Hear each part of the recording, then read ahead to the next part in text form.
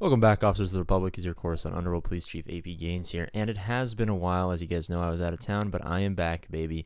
And my most requested video or most commented thing, I was checking my YouTube studio on my phone while I was out of town, and it's generally a question I get asked a lot is, why do you always tell people not to rush Galactic Legends on new, especially free-to-play accounts?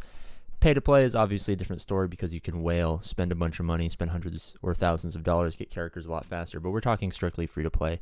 Why do you always advise against that? And I'm going to explain it here because I've talked about it in the past, but obviously I've had, big growth in the last couple of months, so there's a lot of new people here who've maybe not heard the logic and the reasoning behind it, and I wanted to just help you guys out and explain the fundamentals behind my thought process here. Hopefully you guys can get behind that. Really quickly, we're trying to get to 6969 subscribers by the end of summer, before September 1st. It's the summer of the 69th, baby. We're having a ton of fun in Star Wars Galaxy of Heroes for the summer of 69th. That's something you want to do. Subscribe, hit that button. You don't even got to hit the bell notification or whatever. If it's not your thing, all good. It does not matter. We're just trying to have a grand old time in Galaxy of Heroes. It's a game, man. Let's have some fun. All right, so let's hop in here. Let's take SLKR, because SLKR is usually the rush. Some people go C. I'll talk about C here in just a second as well. But we'll just take SLKR because he's generally the rush character. So the one thing we need to know about our rosters as we start out, obviously it takes 3 to 4 months, depending on how efficient and active you are, to get from level 1 to level 85. There's going to be some variance in there for people who play more, people who do all of the refreshes, people who maybe don't know to use their 350 energy refreshes every day, or especially like for this account that is run by my girlfriend.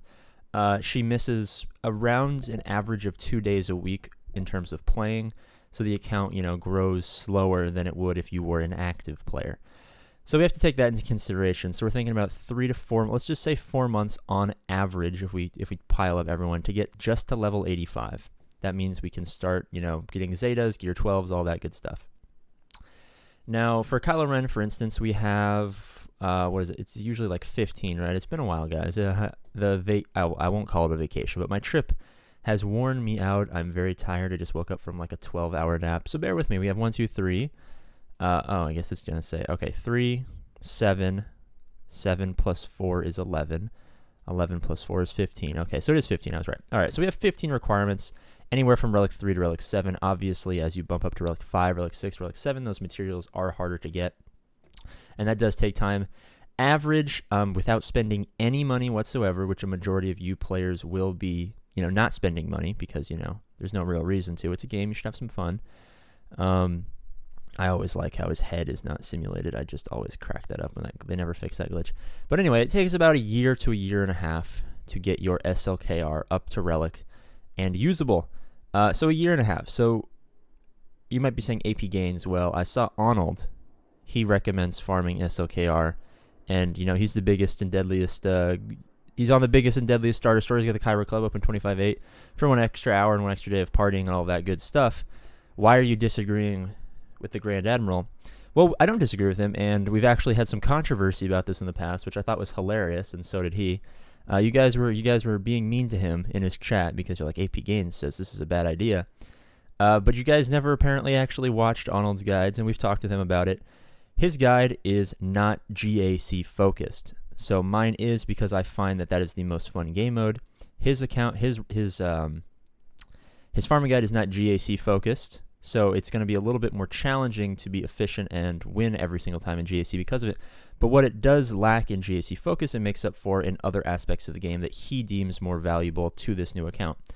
Now, what I will say is if you already have an account, you're already playing, you have a 3, 4, 5, 6, 7, 8 million GP account, and you want to start a brand new free-to-play account to go alongside, yes, rushing Supreme Leader Kylo Ren, or I'll switch over to SLKR real quick, is a totally viable strategy, and I'm 100% for you doing those things because you have that other account to kind of supplement the fun that you're not going to be having on this SLKR C rush or whatever is going on.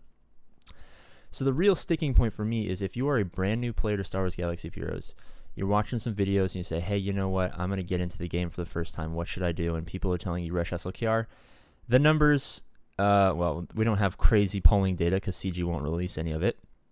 CG, get on top of your stuff, boys.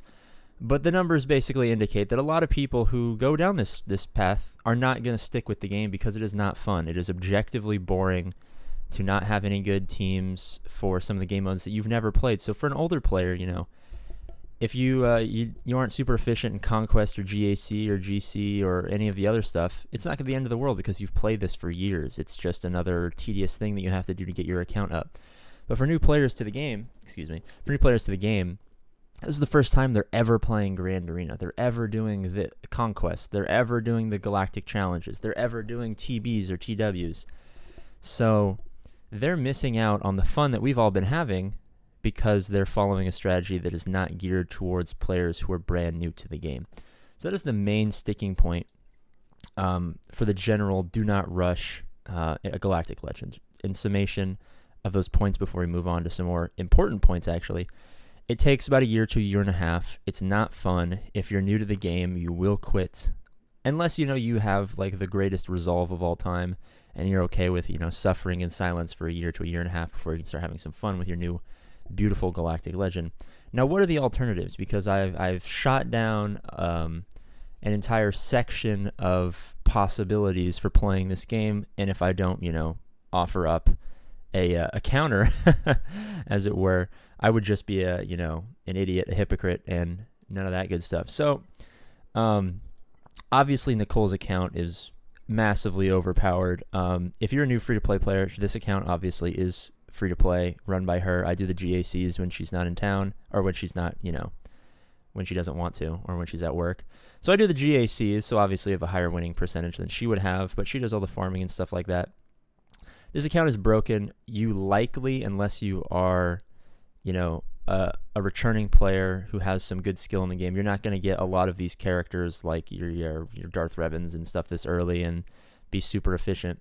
Nicole obviously hasn't been amazingly efficient with the account because she's deviated from some of my stuff. But I've never actually done this, but I guess I will link in the top right here in a couple of seconds a video that will explain to you in detail all of the characters that you should require.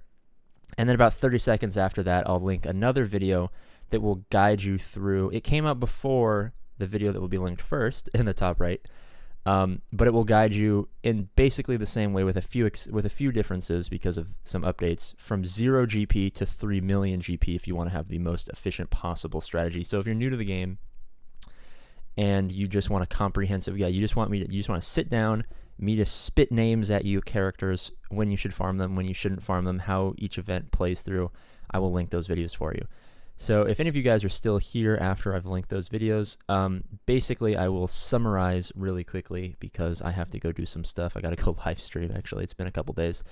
We want to get our bounty hunters. Bounty hunters help us get Padme. Well, okay, I'll go first. We want our rebels. Rebels help us get CLS. CLS will be a highly efficient team for us in GAC, especially we can move it over on defense as we progress into 3-4 million GP years down the line. It's a team that's, it's the best defensive team that's not a Galactic Legend in the entire game, and it's fantastic on offense. It punches up. All right, we want our rebels for CLS.